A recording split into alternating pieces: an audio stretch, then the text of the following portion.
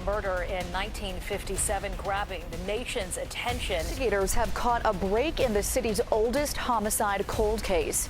Police have finally identified a child found dead inside a box 65 years ago with the help of DNA analysis. Known as the boy in the box case. A college student checking animal traps in the woods off Susquehanna Road in Fox Chase, Philadelphia, made a gruesome discovery on February 26, 1957. Despite being hesitant to contact the police, he reported what he had found the next day. It was the naked body of a 4-year-old boy, wrapped in a plaid blanket, inside a cardboard box that had once contained a Penney bassinet.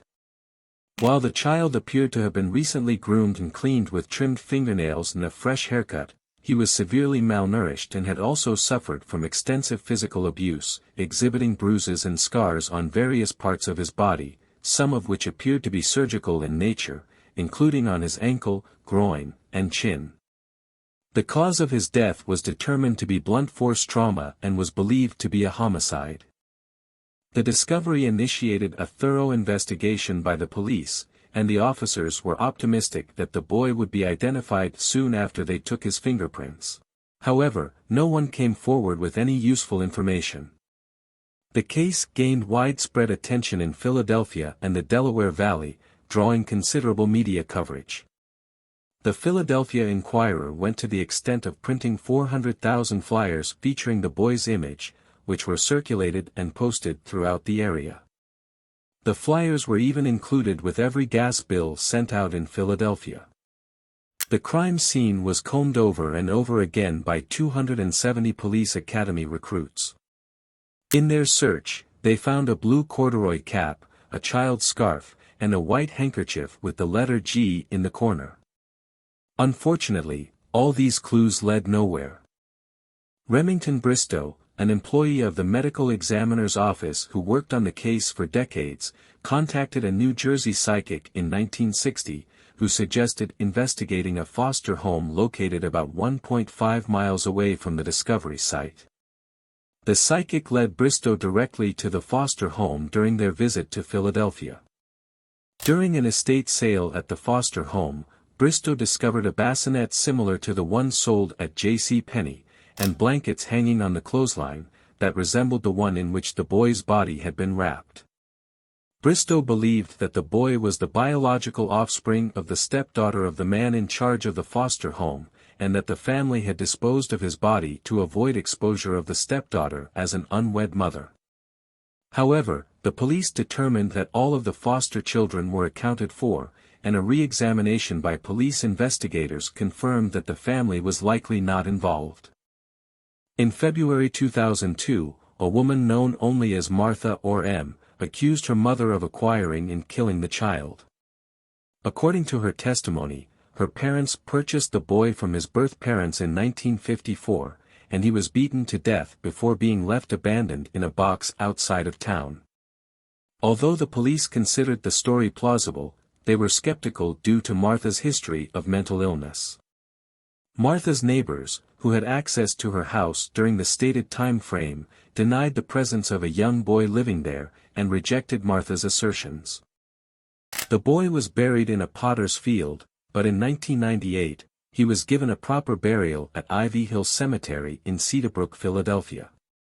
The cemetery generously donated a large plot, and the son of the man who had initially buried the boy in 1957, donated the coffin, headstone, and funeral service. The residents of the city decorated the grave with flowers and toys as a sign of remembrance. The headstone installed at the grave site read, "America's Unknown Child," with a plaque beneath reading, "Heavenly Father, bless this unknown boy." After decades of being an unidentified murder victim, the Philadelphia Police Department announced on November 30, 2022, that they had finally identified the boy through genetic testing and investigative genetic genealogy. Today we have some extraordinary news to share with you about one of Philadelphia's oldest unsolved homicides. Without the hard work, dedication, and passion and the doggedness of the many, we would not be here today to give America's formerly unknown child, Joseph Augustus Zarelli.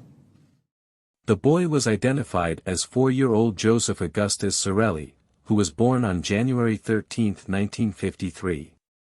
Genealogists had uncovered Joseph's name over a year earlier in October 2021, after a cousin uploaded their DNA to a public database. This led investigators to encourage the cousin's mother, who was a first cousin of Zarelli, to submit her own genetic profile to GED Match, which she did, allowing investigators to identify his parents. A court order for the child's birth certificate was then made, which revealed his name and his parents' names, which were subsequently verified by DNA. During a press conference in December 2022, Philadelphia Police Commissioner Outlaw announced that Zarelli's case remains an active homicide investigation, and appealed to the public for any information that may help. At the same conference, it was confirmed that both of Joseph's biological parents had passed away, but he has living half-siblings.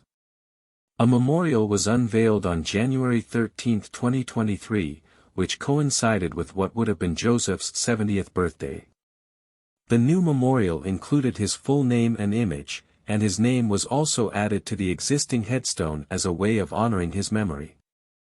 This was seen as an important step in providing closure for those who have worked tirelessly to uncover the truth about his tragic death.